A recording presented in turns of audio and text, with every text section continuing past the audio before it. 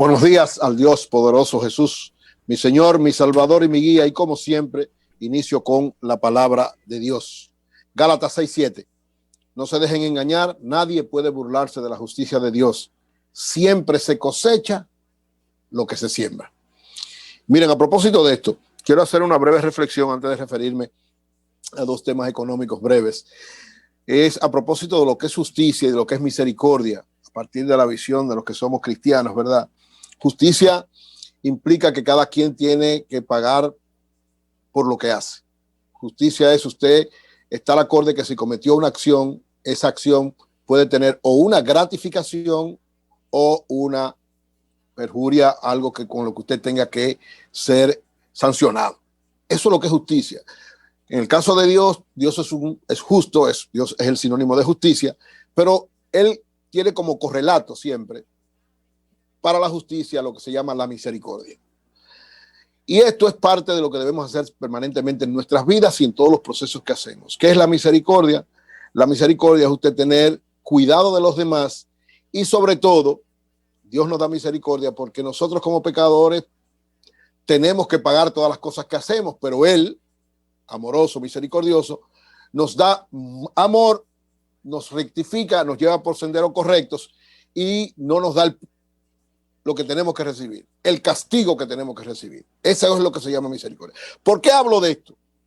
Porque en toda sociedad y en la nuestra ahora, cuando hay un cambio, sobre todo de gobierno, hay un sentimiento de venganza, de ver sangre, de meter preso a muchísima gente, de que todo el que se robó el dinero, de que todo el que quitó esto. Entonces, se pierde el sentido de la justicia y de la misericordia con el sentido de la venganza. Para ser justo hay que también ser misericordioso. El que cometió un error tiene que pagar por ese error. Pero usted no se puede empecinar para maltratarlo hasta el punto de hacerlo perder todo, incluso hasta la vida. Porque hay gente, usted lo oye, hay gente que dice, no, quítenle todo y métanlo preso y hasta mátenlo. No. Un proceso justo implica primero usted evidenciar pruebas, saber que se cometió de verdad ese hecho, tener misericordia en el sentido de que el interés no es hacerle daño a la persona, sino a que pague por lo que hizo. No es hacerle daño a nadie, no es maltratar a nadie, no es cometer injusticia pidiendo justicia. Entonces, quiero hacer esa reflexión porque permanentemente estaré haciendo algún nivel de reflexión para que la gente vea que por encima de todo tiene que estar el sentido de justicia y de misericordia que tiene Dios en cada uno de nosotros, en todas nuestras acciones. Y esto lo digo por lo que está pasando en términos políticos, en términos sociales, pero lo digo también por lo que está pasando en términos de matrimonio, por lo que está pasando en términos de nuestras familias, por lo que está pasando en términos de nuestros amigos y hermanos, por lo que está pasando en todas las áreas de nuestras vidas. Justicia y misericordia deben ser las dos caras unidas de la moneda que nos lleve siempre a pensar en el bien de los demás. Ojalá que esto llegue a los corazones de todos los que nos están oyendo. Y voy ahora a los dos aspectos que quiero hablar de economía. Miren, la situación del plátano, del precio del plátano, es algo que llama la atención. Yo recuerdo que hace como 8, 9, 10 meses, el año pasado, hubo un momento donde se generó una discusión grandísima porque los precios del plátano pasaron. Recuerdo a mi amigo y mi hermano Osmar Benítez dando una explicación y hablando de esto, porque ciertamente esto muestra una preocupación de cómo se maneja la economía, aunque parezca sencillo. ¿Por qué? Porque nosotros somos productores importantes de plátano. ¿Qué está pasando en este gobierno después que subieron estas autoridades? Pasa algo especial, y digo especial porque tiene vinculación directa con quien tiene que manejar ese precio.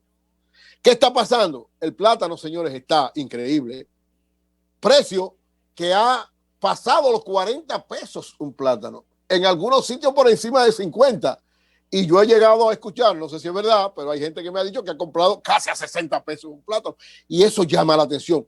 Y a mí particularmente me llama la atención por lo siguiente.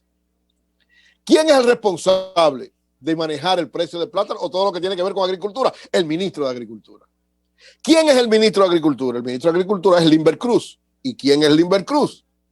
Limber Cruz es nada más y nada menos que el rey de los platanales del Cibao. O sea, la persona que mejor maneja, que mejor conocimiento, o de los mejores, digamos, no el mejor, de los mejores que debe tener conocimiento de qué es lo que está pasando de verdad, qué es lo que está sucediendo, porque como él es uno de los principales productores de plátano, digamos, no creo que esa sea su intención, pero en la medida en que el plátano está caro, él tiene más beneficio. Lógica elemental. No estoy diciendo que el precio del plátano está por eso, pero llama la atención. Porque él dice que hay dos razones, y eso es lo que a mí me preocupa. Dice que hay dos razones para que el precio del plátano esté alto. ¿Cuál es? La primera, que no se sembró la cantidad suficiente el año pasado, o las sequías y las situaciones difíciles que están pasando. Ok, supongamos que él tenga razón. Si no lo suficiente no se sembró el año pasado, él es uno de los responsables, porque él es el principal del Cibao donde más se produce plátano. No es en el sur, es en el Cibao que más se produce plátano. Entonces, él, de alguna manera, tiene algún nivel de responsabilidad. Y lo segundo, en la sequía nadie tiene responsabilidad, eso es verdad. Porque la sequía son cuestiones de la naturaleza que nadie controla. Pero se supone que él, como conocedor de todo lo que venía también, sabiendo que iba a ser ministro de Agricultura, que todos sabíamos que lo iban a nombrar como ministro de Agricultura, debió tener un plan específico de contingencia para eso.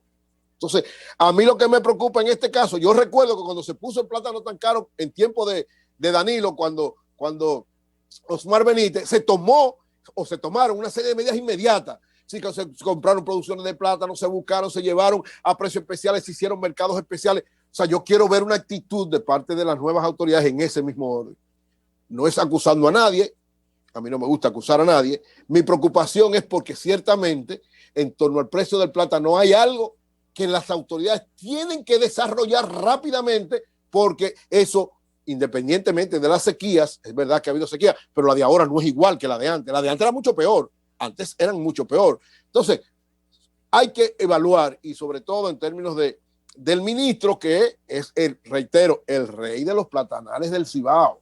O sea, en la medida en que más plátanos se vendan y más caro, más beneficios tiene. Entonces, hay que tener un poquito de cuidado en torno a eso.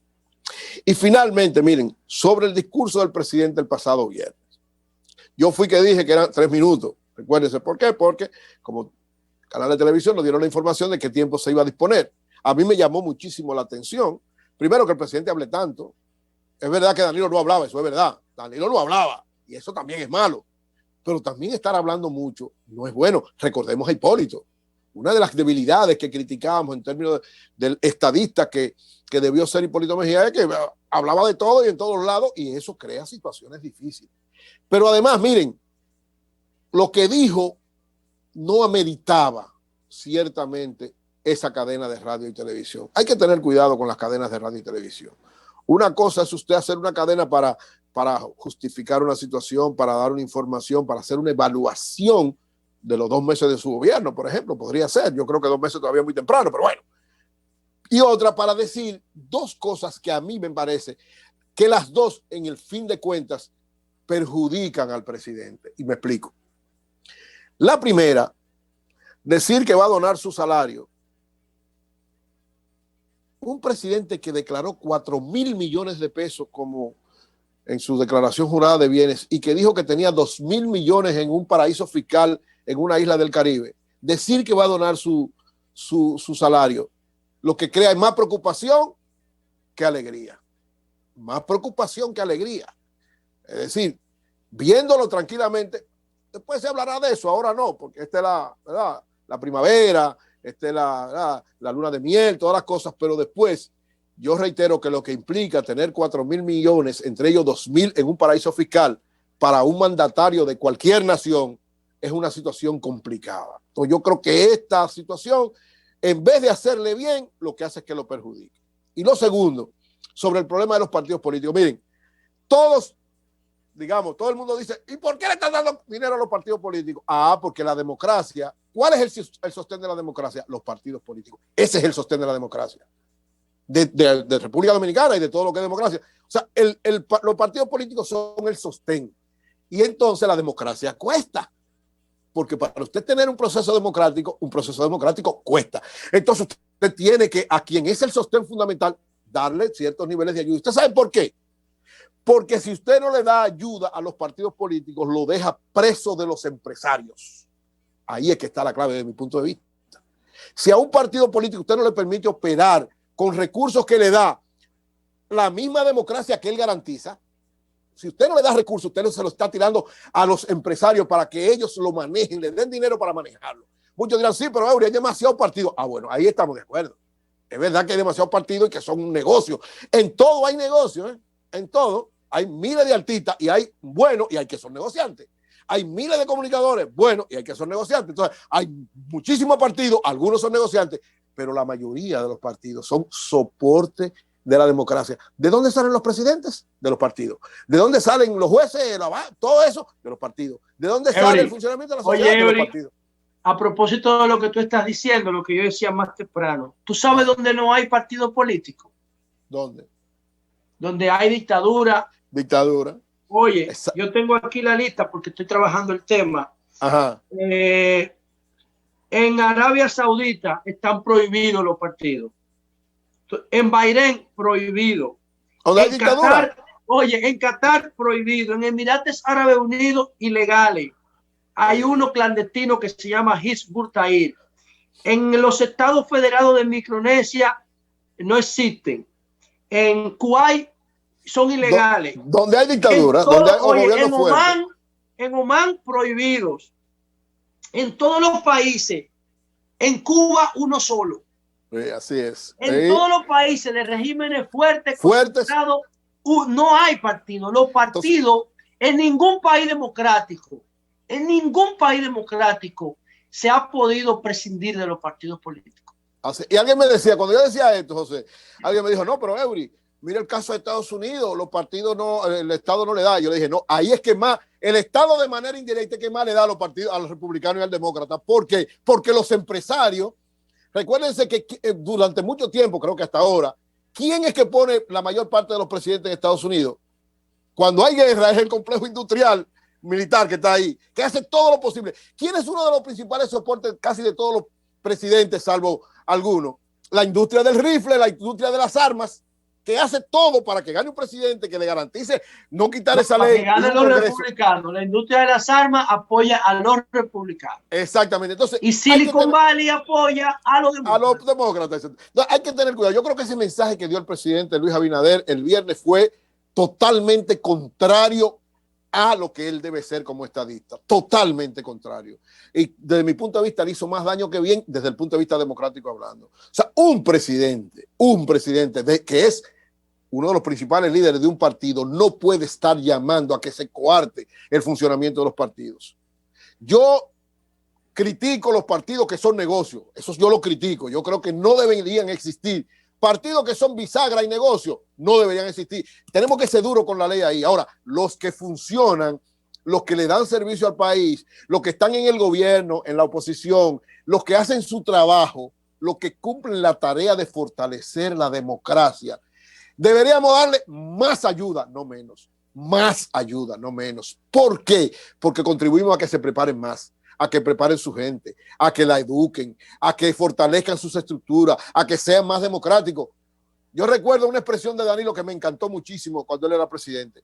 ¿Cómo se resuelve el problema de la democracia? Con más democracia. El problema de la democracia se resuelve con más democracia. No es quitándole la ayuda a los partidos. Miren, yo sé que mucha gente dirá, eso es bueno porque tú defiendes tal y tal cosa. No, yo defiendo la democracia. Y la democracia se llama, ¿usted sabe lo que es la democracia? El funcionamiento del sistema de partidos políticos en un país. Esa es la democracia. Y el nuestro, gracias a Dios. Oigan bien, de los pocos países de América Latina que en los últimos tiempos no ha tenido un conflicto social grande, económico grande, político grande, ha sido República Dominicana. ¿Ustedes saben por qué?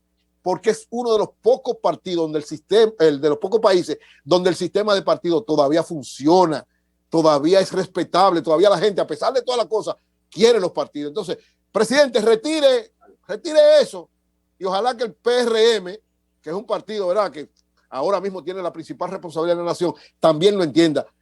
Los partidos dejémoslos funcionar.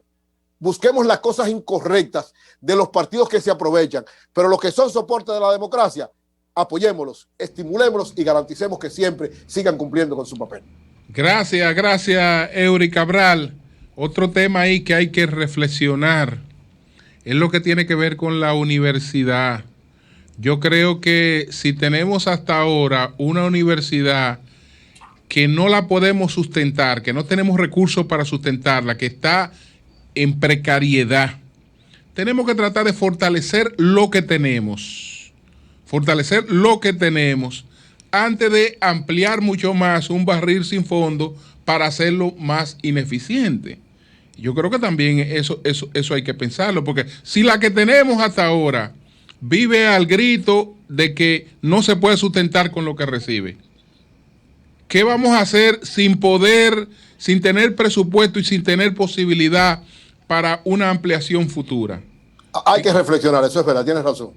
Hay que reflexionarlo mucho. Porque sobre todo en este momento también, y más en este momento. Porque si tenemos una ahí y tenemos facilidades de transporte, porque tenemos metro, tenemos facilidades digitales, tenemos teleférico, tenemos ahora una posible transformación en todas las universidades, aun cuando volvamos a la normalidad.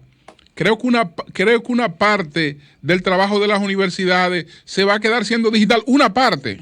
Yo creo que algunas materias las universidades las dejarán en un momento entre presencial y digital, aún en la normalidad.